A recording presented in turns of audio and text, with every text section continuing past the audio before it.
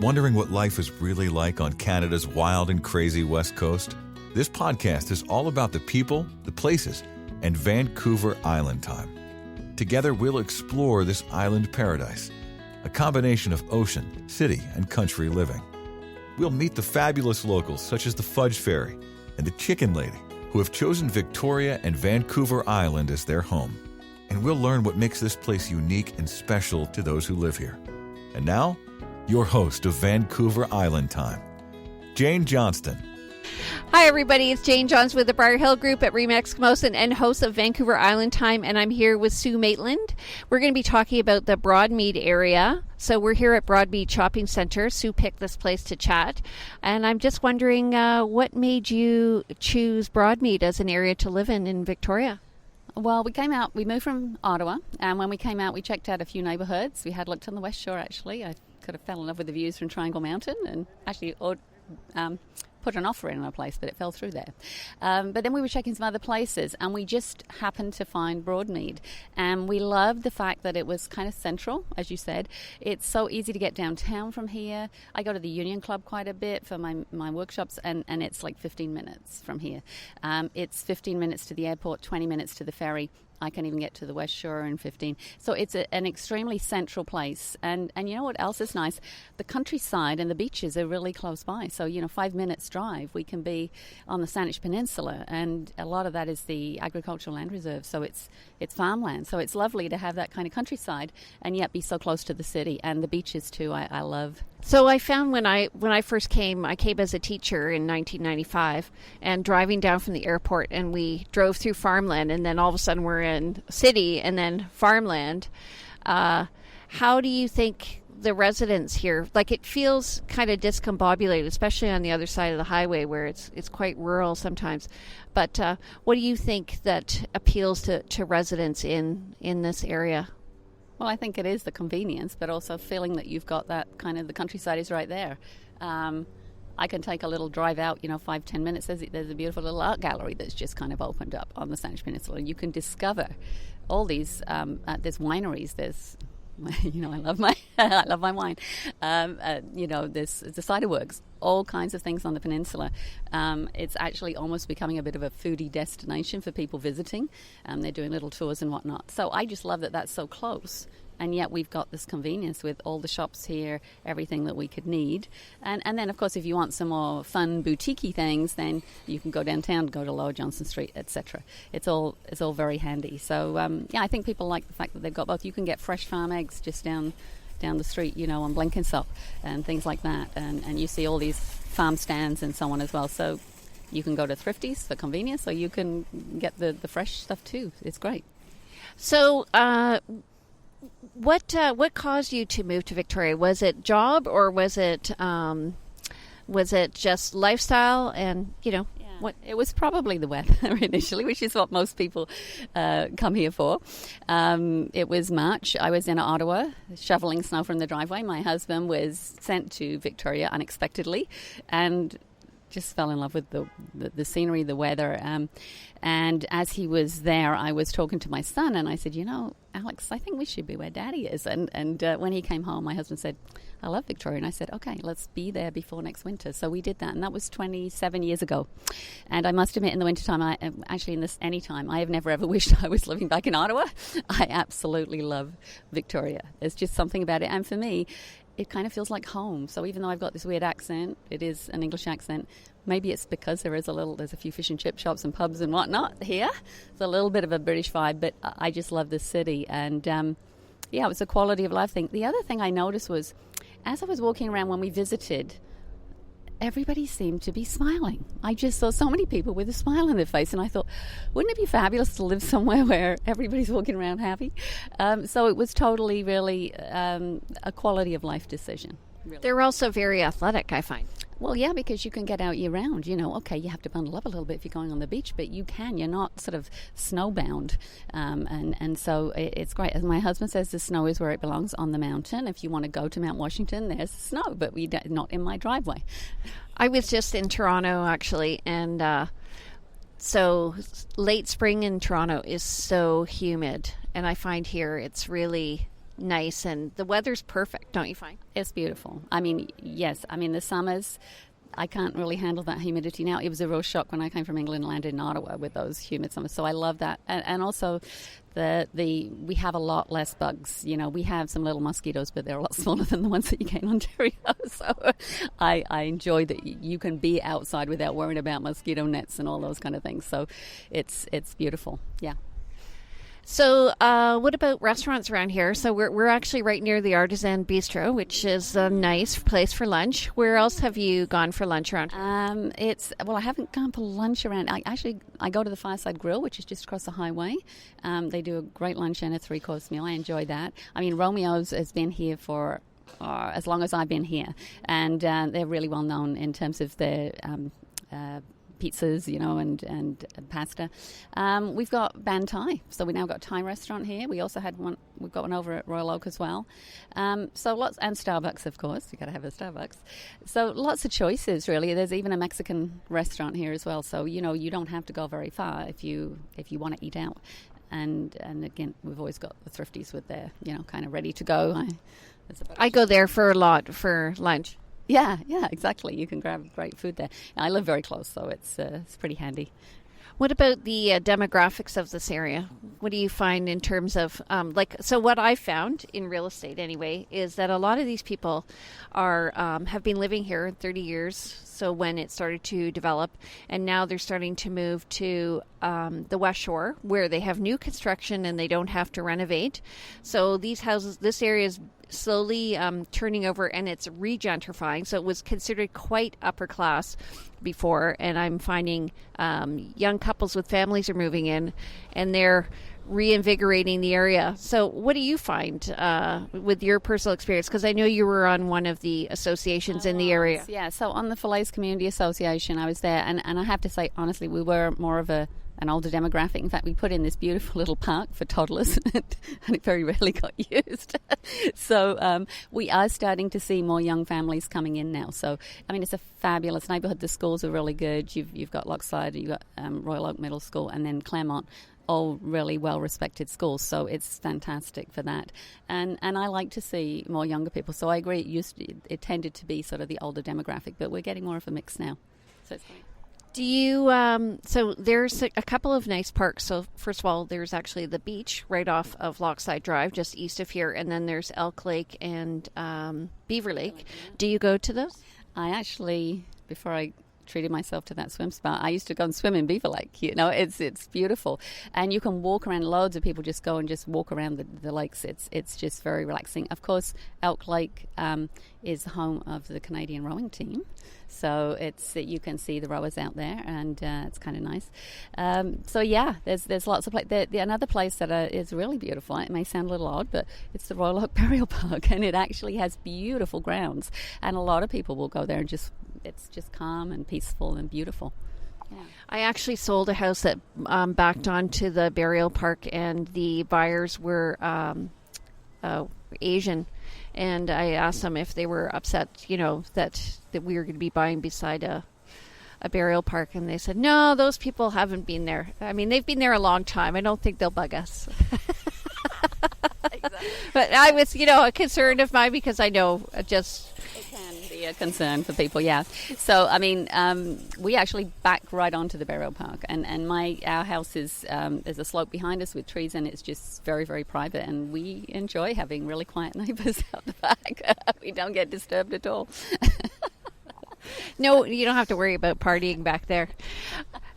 Okay, what about in terms of places like to buy clothing and stuff like that? What do you there's two shopping centers. There's one on this side, which is Broadmead, which is lovely, and then the other is Royal Oak, and they're different. They have a different feel. Tell me about that. Yeah, so we've got actually a fun little boutique that's just opened here. It's called there we are, True Boutique, and they have some really fun, funky things for younger women. I've gone and tried a few on, but at the end of the day, I have to admit, it's probably not quite my scene, but it's lovely having them here, because that just reflects that we are attracting younger people, and they've been here for a while, which is always a good sign, you know.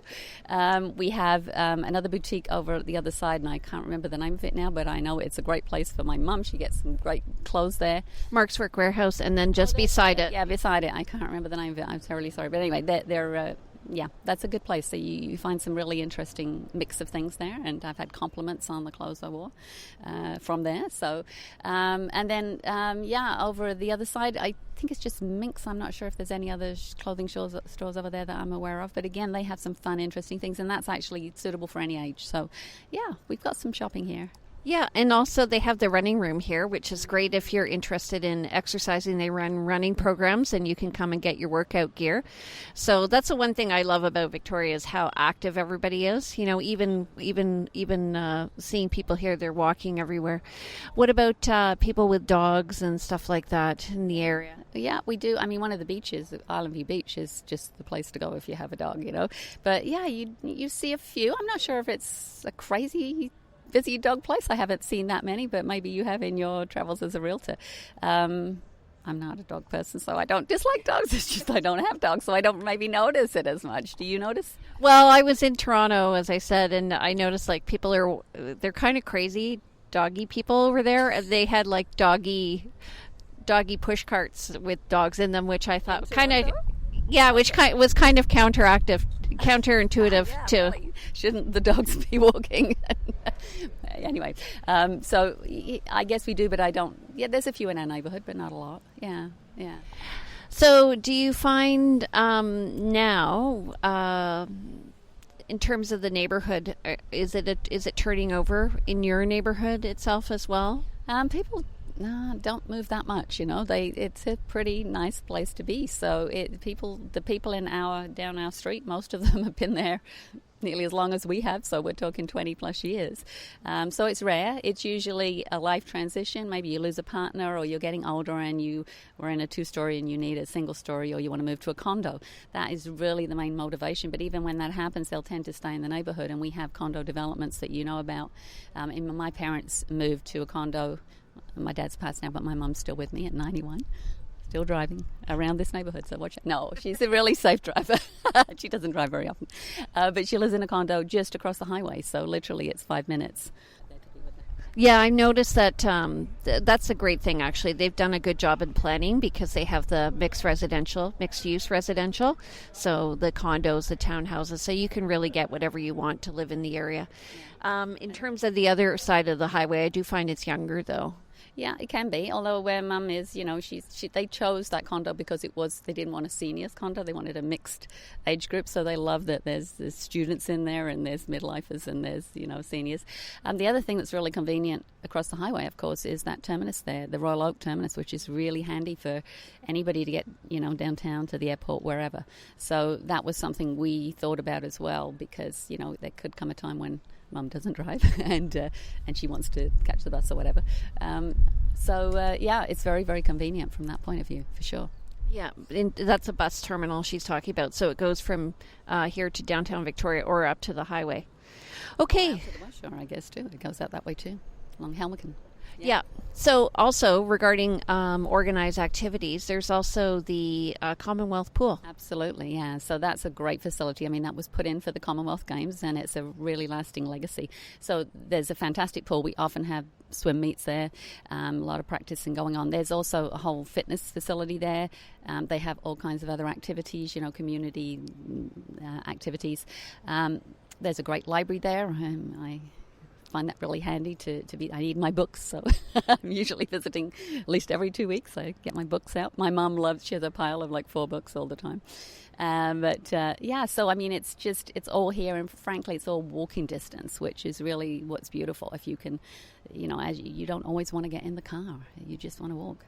Plus, the other thing about this area, not so much where you are in Falaise, but in the main part of Broadmead, is there's a lot of trees. So in other cities, you know, people focus a lot on air conditioning. You don't have to have that here because there's so much shade, right? That's right. Yeah, I mean, the Broadmead area is just beautiful, and pretty much, I don't know how they did it, but they've preserved so many of the trees there, so it's just lovely. And then you've got Sunnymead, which is just a little further out, that is a little sunnier because it's a newer area with less trees. But and they have beautiful parks there for the kids as well. Of course, we've got the Lochside Trail as well, so you can bike along there through Blenkinsop past Blenkinsop Lake. It's an outdoor paradise, really, if you wanted to get out and about. Yeah, actually, just south of here is Blenkinsop, where they have a number of farms, including Gailey Farms, I think, where you can go on Halloween. They have like all sorts of fruits and vegetables, and then just south of that, we're quite close to UVic too. Yes, it's very convenient for students wanting to get to UVic. So yeah, that's quite a popular kind of neighbourhood around here. The corn maze we should mention down there. That's always fun for the kids. And Halloween, they do some really fun things at Halloween. So yeah, if you've got a family, there's lots to get out and do. And of course, we've got the strawberries and whatnot. You can go and pick those. I think they've actually come in already, which is very cool. So yeah, berry picking and just getting out and enjoying the outdoors. Great. Well, that's a fabulous introduction to Broadmead. Thank you so much. So coming up after this commercial message, we're going to be talking to Sue Maitland about her business, Best Rest of Your Life Coaching. So stay tuned. We'll be right back. Vancouver Island Time is brought to you by the Briar Hill Group at Remax Camosun, Victoria, where we bring local expertise and global presence to your property. Hi, everybody. It's Jane Johnston. I'm with the Briar Hill Group at Remax Camosun, and I'm here with Sue Maitland of Best Rest of Your Life Coaching, and you can find her at SueMaitland.com. So tell us, Sue, what is it that you do? Well, I love helping people who are in transition, career or professional transition, and I guess I help them get clarity about what it is they want and create a life that inspires them. You know, I was in a career that I was successful, I was viewed as being successful, but I didn't love what I was doing. And I'm finding more and more people are wanting to have that sense of fulfillment, that sense of excitement when they get up in the morning. They're excited for what they're going to be doing. But they don't always know what that is. So I help them figure that out. We have a process. I've been doing this for 5 years now, and I help people uncover their strengths and their values and what fulfills them. And then we create a plan for them to get more of that. So I took one of your courses. What was that one where it was a discovery? Now, yeah, where you do. Oh, there's a discovery session, which is a mini coaching package, and quite often that's all people need. They just want this little moment in time to talk to a coach, and a coach is not here to advise you or tell you what to do. It's here to create that space for you to get your own answers and ask really good questions so that you can do that. So it quite often that's really all people need. Some people just want to come to one of my workshops. They just enjoy that workshop experience and they get enough from that, or they come to another one. They just enjoy the connection that happens. So yeah, that's really what I do on my coaching practice. I do work with a lot of people in IT, but I also work with other professionals as well. But there's a new niche that I want to share with you, which is kind of relevant to what we're doing here. And that is I love to help newcomers to Victoria have a smooth transition. It is a beautiful city, but it's smaller than some big cities. And so there's some things that you need to kind of know about it. And so I developed something called an Insider's Guide to Moving to Victoria, which really helps people understand how the city's organized and just make that transition more smooth. And I do this once a month now. It's a free session. I've had really good feedback from people who've done it. I've had other people say, I wish I met you when I first came. So I know that it's making a difference. And then I also discovered, because networking is important in Victoria too, we kind of like to get to know you. And so if you're not getting out there meeting people, it can be, it can be an impediment to sort of making those friends and taking advantage of everything the city has to offer. So now I teach networking for success in Victoria once a month as well. What's the question that newcomers have for you when they come to Victoria? Generally, what's the first big question that you find people have? How do I get a job? It's quite often, because surprisingly enough, a lot of people haven't really researched that. So they've just figured it's like any big city. You show up, you apply for a job in the paper, and it's who you know. In Victoria, I'm afraid it is. That is why networking is so important. So yeah, a very high percentage. Some people have even said it's as high as 85 to 90% of all the jobs actually get filled through word of mouth, because we kind of want to know someone who knows you. And so if you're coming here, and sometimes you can get the job before you come, and that's really the situation. Actually, we did that. We came out for a week, and we basically announced that we were going to move here to all the consulting companies, and we said, we'll either be working for you or the competition. Would you like to meet us? And we both got interviews. I'm the only one who got the job, and then eventually my husband a month later got hired. So in Ottawa, we would have probably been in high demand and got a job right away. I'm not bragging, it's just the reality of being experienced in a bigger city and then coming to a smaller city. So we made a conscious choice to be here, not for career, but because we wanted this lifestyle, and we've never regretted it. I remember feeling when I moved here that I thought, oh, well, if I was in Toronto, I would be seeing so-and-so here. If I was in Toronto, I would see so-and-so here. And then all the kind of feeling a bit lost. So, I mean, there's the initial excitement about moving here and, discovering where the butcher and the baker and the cabinet maker are. But what about discovering how to meet people? Well, there are tons of things to do. There's loads of opportunities. So we have like 300 meetup groups. The key is getting clear on who do you want to meet and where are those people hanging out. So your people are here somewhere. You just have to do that research and find it. So that's part of what I help people do, because we're not all wanting to meet the same people, and if you're looking for a job, you want to go visit, you hang out with the places where the people that might be looking for someone like you would be hanging out, and that's how you usually get those opportunities.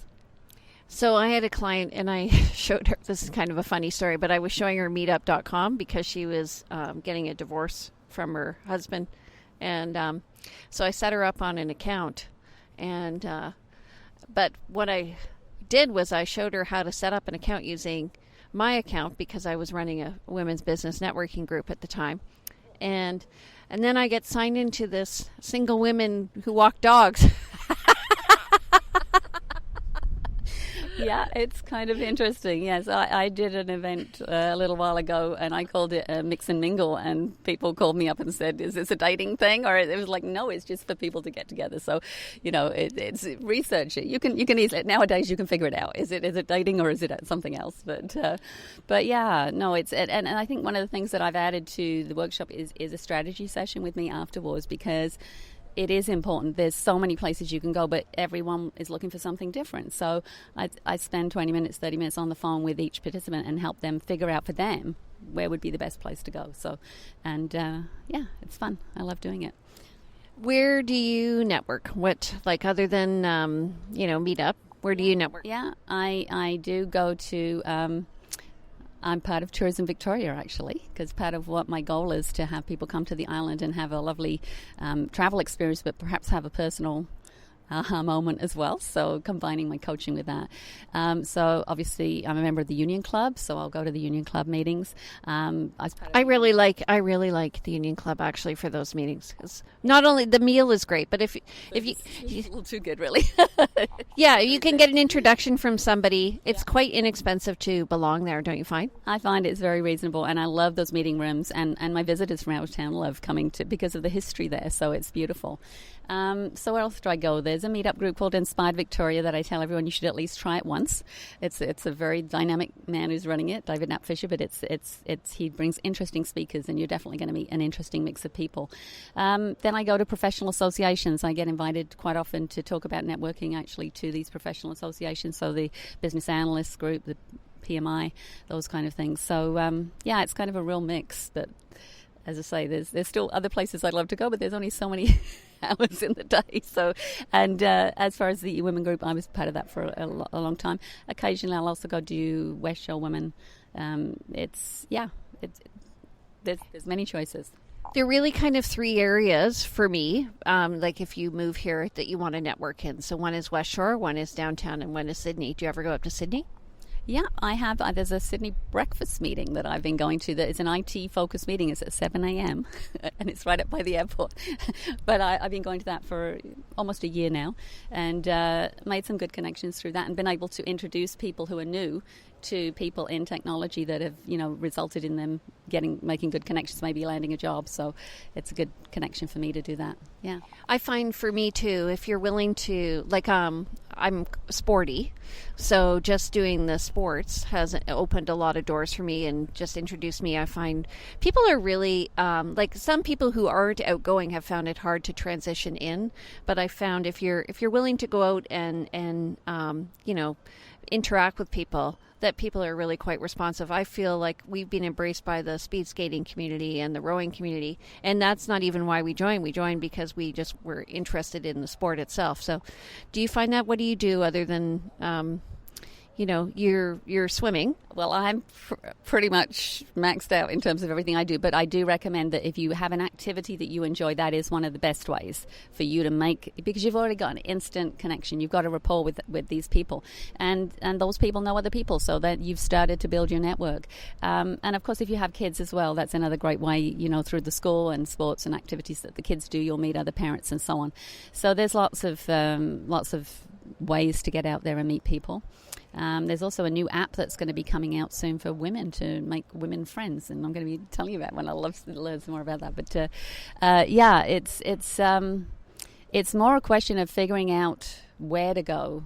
There's just so much out there. I had a newcomer wanting to create a new meetup group, and I said, before you do that, go check this out, because it might be exactly what you're thinking of. And he came back and he said, that was fantastic. So that's exactly, I said, well, yeah, so don't go create something new unless you check it and see if it's already there first, because we have a lot going on here. I do find, relatively speaking, for a small town, we have a lot of meetup groups, and internet opportunities, or networking opportunities. And I think it's changed a lot in the 25 years that I've been here. It's got more vibrant. We've got a lot more young people. It used to be, when we moved from Ottawa, they said, oh, you're going to Victoria, and that's for the newlywed and the nearly dead. And why are you going? You're too young. And we said, well, we don't want to wait till we retire. We want to enjoy those winters, milder winters now. And I didn't even find it that old to begin with, to be honest with you. But now I'm really seeing, I meet a lot of young people who come and study here and want to stay. And then they want their families to come and visit as well and move here. So I think we are getting that vibe. And I think what's happening with some of the older generation, you might be seeing this, is that they're leaving Victoria and moving up Island because they can get more for their money up there, and they can take some money out of their equity out of their home, because they're living longer than they ever expected. We live a couple of years longer here. Did you know that, Jane? Than other areas of the country? Yes, we do. We have a couple of years on the rest of Canada. So I'm going to live till 74. I'm shooting for 100. My mum's already at 91, so she's still with us. Well, it makes sense. It makes sense. So what do you find in terms of people here once they get a job? What's their challenge? I find the challenge is finding accommodation. Well, that can be challenging, and there's no question that it's going to get better, because they are building a lot of condos downtown, as long as you're okay living in a relatively small space. But it can be a challenge. So you do need to plan ahead. One of the things that I tell people is be ready to make a decision really quickly. If you're looking to buy, you better be clear on what you want. Find a good realtor who's a good negotiator. And but you can't dither around, because it's in demand, and same with rental accommodation. Frankly, landlords can, they'll have 20 people to choose from sometimes. So there's a young lady who we both know who does a really good job of helping you find longer term rental accommodation if you're looking for it. And then there's some shorter term things. One of the things, I've got a friend who's moving here actually, and I recommended to her that she rent a furnished place for the time being while she checks out the neighborhoods, rather than try to remotely from Northwest Territories try to figure out what she should be buying. It's, come and check it out. Well, that's the whole purpose of this vlog and podcast, is so that people can check out the different areas. So if you're interested, you can, check out, we did one on Estevan Village. We did, I saw that one. Yeah. That's lovely. Yeah. So what we're trying to do is get people to figure out where they want to live before they come here, do the research as well. And I think if you have a good realtor too, they should be able to tell you the demographics. And what I do often, because I used to be a teacher, is introduce people to the principals of schools and stuff like that too, because that's important for anyone having kids. Yeah, absolutely. One of the things I just want to mention as well is I do have like a mini coaching package that you can do before you move. So quite often people come, and I wish that I'd had the chance to talk to them before they came, because they might have made some different choices, or brought some more money, or brought their job with them. That's a little tip that I invite. If you can work remotely, do that. Bring your job with you while you establish yourself in Victoria. One of my little tips that I give them. So definitely check out my website, because there is a page called Moving to Victoria, and it's got all these resources that you can request. I've even got a mini video, which is a condensed version of my info. Moving to Victoria information session. So check it out and give me a call. I'm happy to chat with you and help you figure out if this is right for you. And for most people it is. But what's your website? It's SueMaitland, SueMaitland.com. And your phone number? It's 778-265-6880. All right, so now you've met Sue and you've been introduced to the Broadmead area. If you're interested in knowing more, you can check us out in other areas on Vancouver Island Time. I'm Jane Johnston with the Briar Hill Group, and welcome to the neighborhood. Also, just one thing, if you want to be a guest, please click below. We're interested in hearing about people who are entrepreneurs in Victoria or running small businesses. We'd love to focus on your area where you live and also what you do for a living and how you serve the people of Victoria. So take care. Have a great day. Thanks. Good to be here. Thanks, Jane, for the invite. Appreciate it. You're welcome. Bye. Welcome to the neighborhood. We hope you have had some insight into West Coast living. If you know of someone or someplace that should be highlighted in our podcast, we'd love to hear from you. Please go to VancouverIslandTime.com and click on our Connect button. See you next week on Vancouver Island Time with Jane Johnston. Do you feel like you're drowning in administrivia? Do you have a podcast you would like transcribed to repurpose as a blog or even a best-selling book? Rhonda's Virtual Office is the answer to the freedom you crave so you can get busy doing what you love. Let Rhonda's Virtual Office give you the relief you need. Visit rhondasvirtualoffice.com and get some peace of mind today. Rhonda's Virtual Office is the go-to transcription service for EWN Podcast Network.